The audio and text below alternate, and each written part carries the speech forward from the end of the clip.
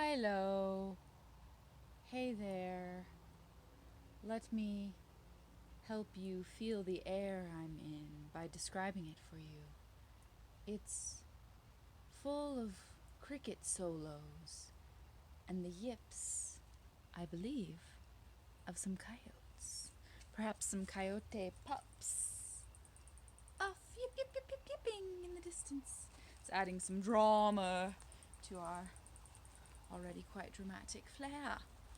If you care to know. Can we go back any further? No, we can't. We shan't. We can go like this. And curtsy. And twist. And shout! So, who's this one about? Isn't this amazing? It's like a necklace and a headdress and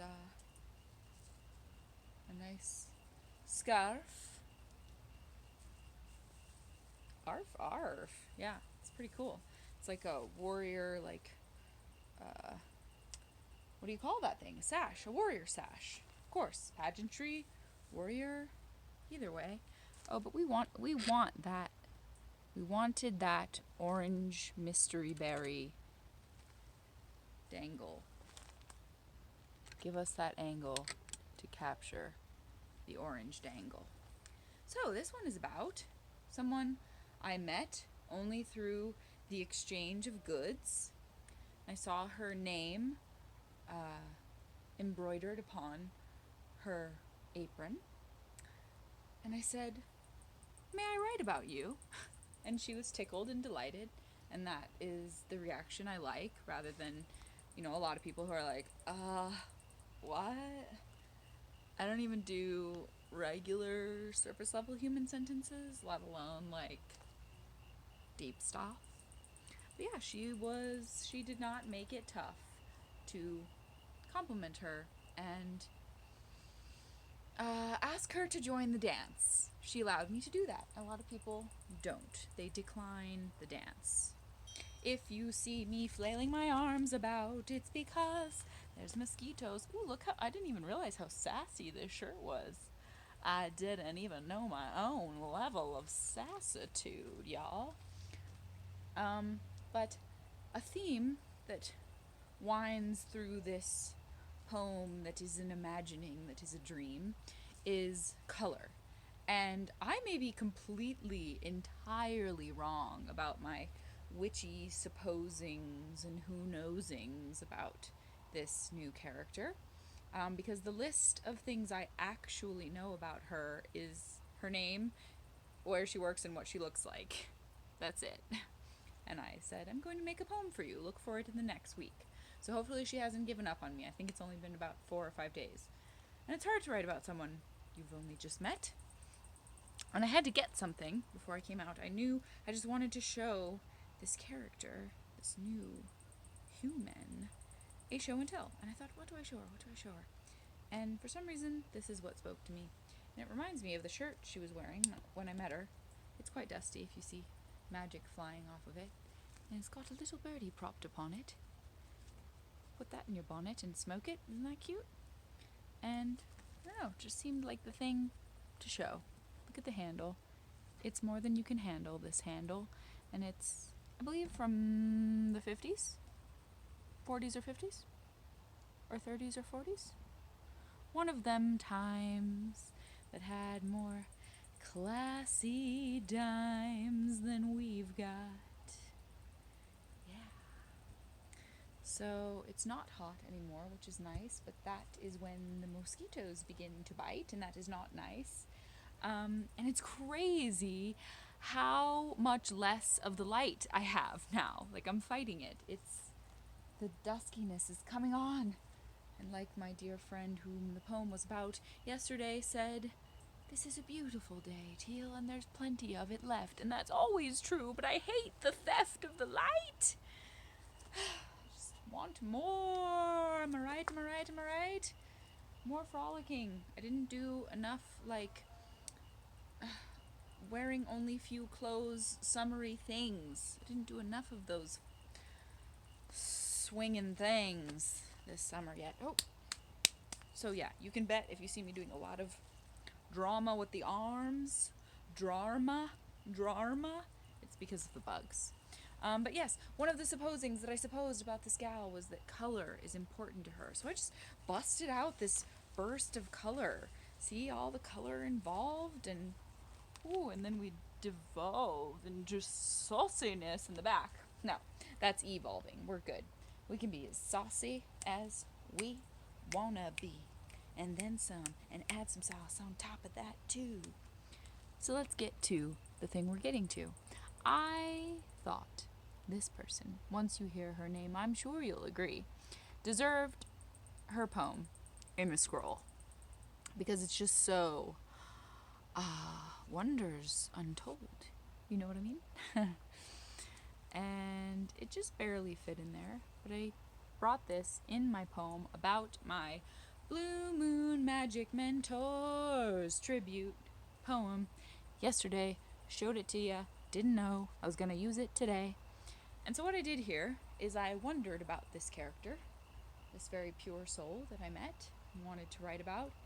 And I sort of wove it just into how my day went, which I ended up going by the river and doing a little of that summer squeezing. Just the fall is teasing us like she's coming along, and so I squeezed some of the summer, like blaring the thong song. Sorry, I just always have to use that as a rhyme because it's just a good one.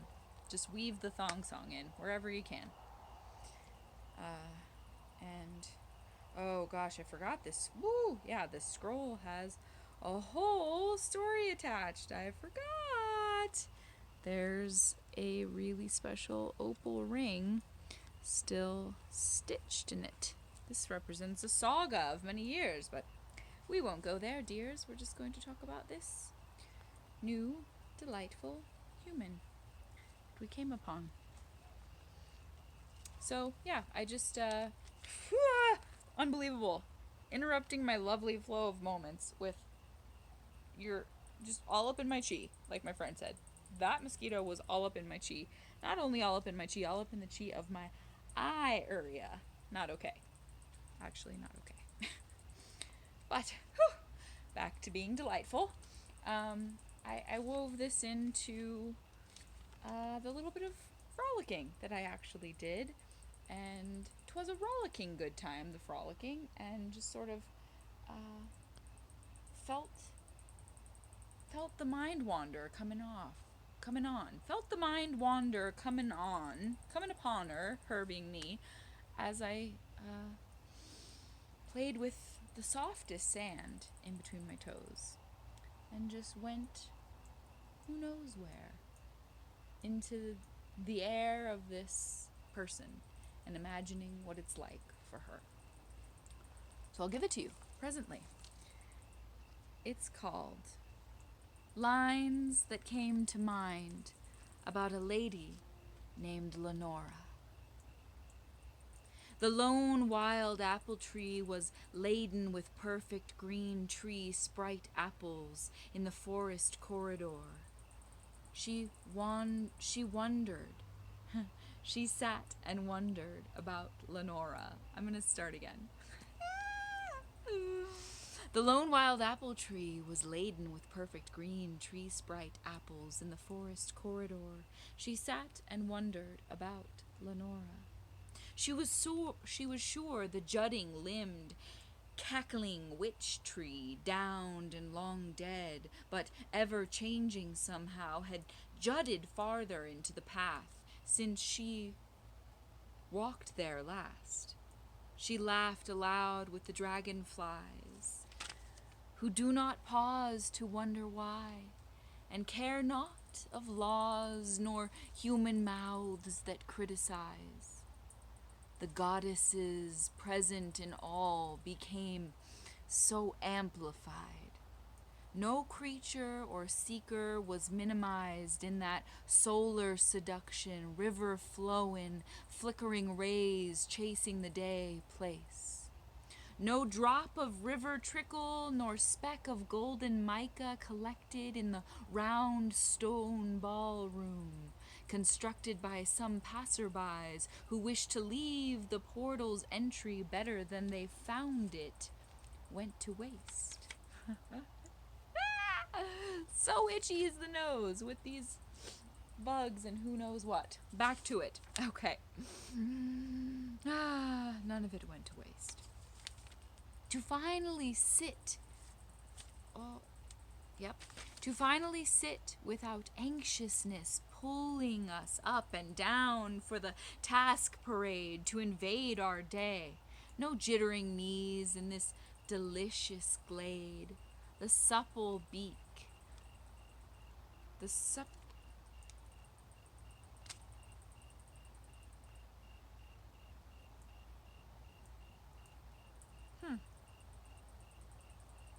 with it. With it. The supple peak of greenness leaves. The supple peak of the greenest leaves wave. Let's rewind. To finally sit without anxiousness pulling us up and down for the task parade to invade our day. No jittering knees in this delicious glade. The supple peak of the greenest leaves wave. They have this to say: seasons shift as seasons may, but give character and voice to this rapturous play. Say hey to fall, that all-encompassing flirt, with her sweaters soft and colors just so. Be sure also to greet my old dear friend Snow. He clings to the bones of me in such a low tone I shiver timidly while needing him and yet still alone. But we phone each other now and then, Snow and I. Be sure to send my regards. He knows it's hard when the summer shimmer beauty of me fades. I lay in wait for the moment I can burst with limes and chameleon emeralds, burst with braggadocious pageantry, like a prince's velvet cape draped upon a maiden gallantly, or a peacock on full display. When the bright long days cease to elongate, do not wait to also embrace the star-ornamented night, and to witness the other season's dances. All life is a great romance if you let it be. She dug both feet into the silken particles of the gold sparkles of sand, plunging down, no bottom found, all the way to Earth's core. We've been here before, and before that, certainly. There's a certainty in the way that every leaf, sweet and steady, sings in a chorus of cerulean worship, perfectly commemorating each moment as it should be, raised up and praised as such. Years wind ahead, and there's so much more stored in her head than before. She reflects on the warm smile of LeNora. Lady LeNora. She whipped up concoctions assuredly in her gracious way.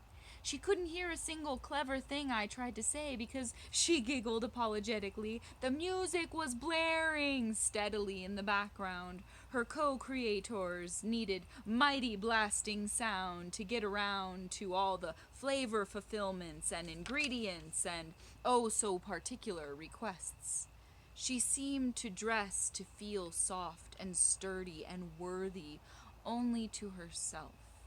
Not for the approval of suitable level, not for the approval or suitable level of coolness of anyone else. Her stealth maneuvering within her tiny place of work brought me a smirk before I saw her rare, enchanting name.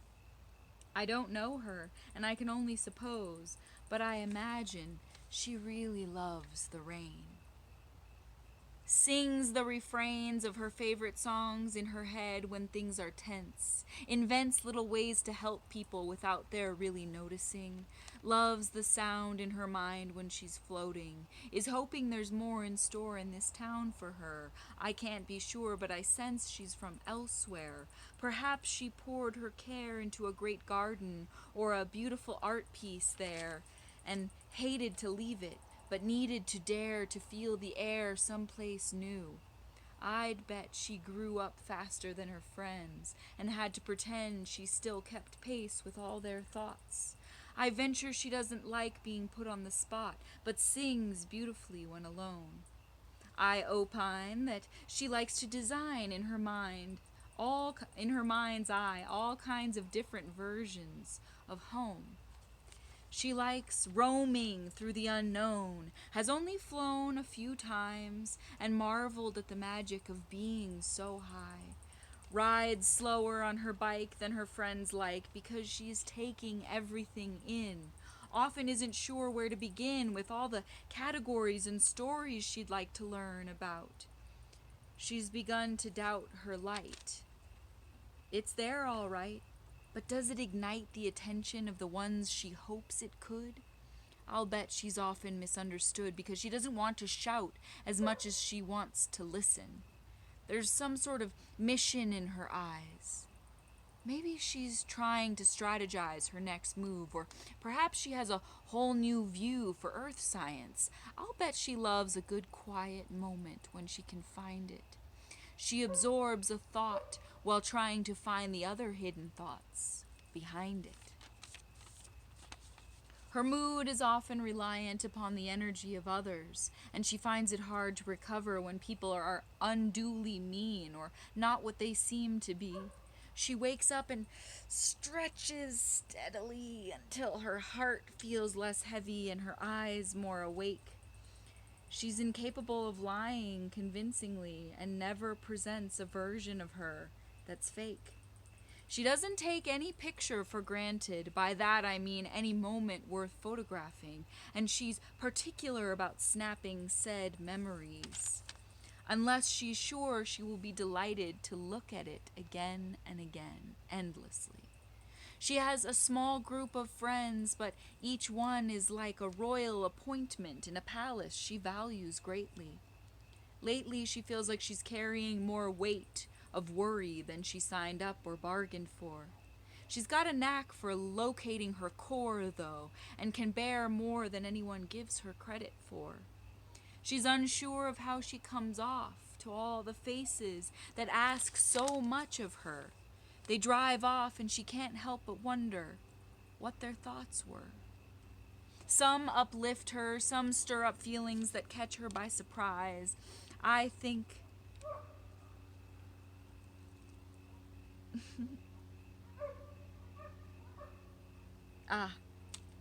some that catch her by surprise. I think her eyes had a sort of golden hue. I think she chooses immediately whether or not to let someone through her armor.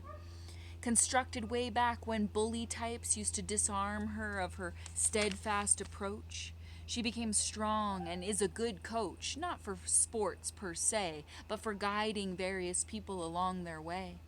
She likes to lay in nature when all the noise and complaints and flirty boys and monetary restraints can wait until later.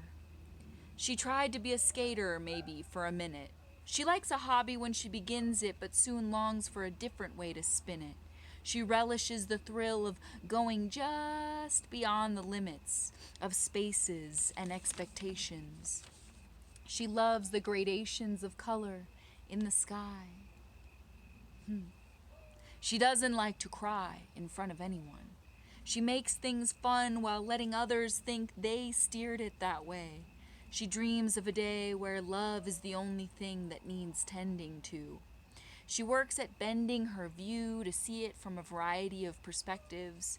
She's protective of everyone she loves and all she's put boxing gloves on to fight for. She doesn't need more than what she needs.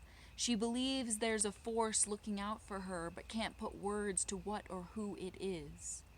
LeNora gives more than she receives, but feels relieved every time she gives because she wants to. She has a strange sense of knowing when something said is true and when it most certainly isn't. She likes to compete, but not so she can win it, just so she can feel the intensity of energies hurtling toward the same goal. She loves to hold animals and wonder what they're feeling. Her way of dealing with pain includes pouring color through her point of view until it shifts.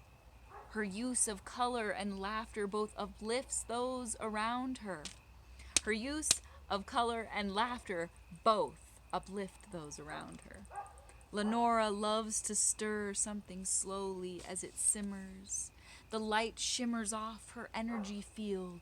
She isn't yet aware of the power she wields. She's one who shields others from harm before protecting herself. She doesn't have wealth, but she is very rich indeed. I told her I wanted to write about her, and my compliment and intrigue was actually received. LeNora, you sorta exceeded all that I expect most people to be. You are much more, LeNora, than I think you even see. Hoo-wee! It got dark during that. So I hope that LeNora LeNora absorbs us, my poetry, and perceiving of her and all that she showed me beautifully. I hope she enjoys it and loves it and treasures it. And that we meet again one day, because I love when I pick someone from the crowd aloud and say, hey, do you want to be in my play called Life?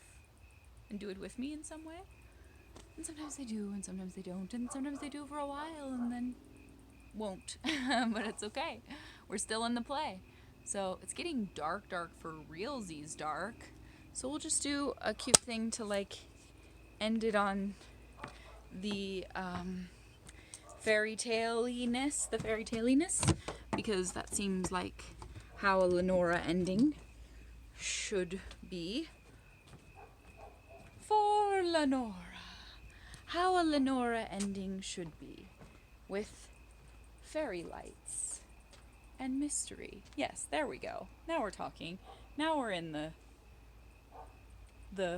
who knows what's gonna happen next in the fairy tale portion of the story. Check it out, LeNora and everybody else. These crazy little sideshow bob heads.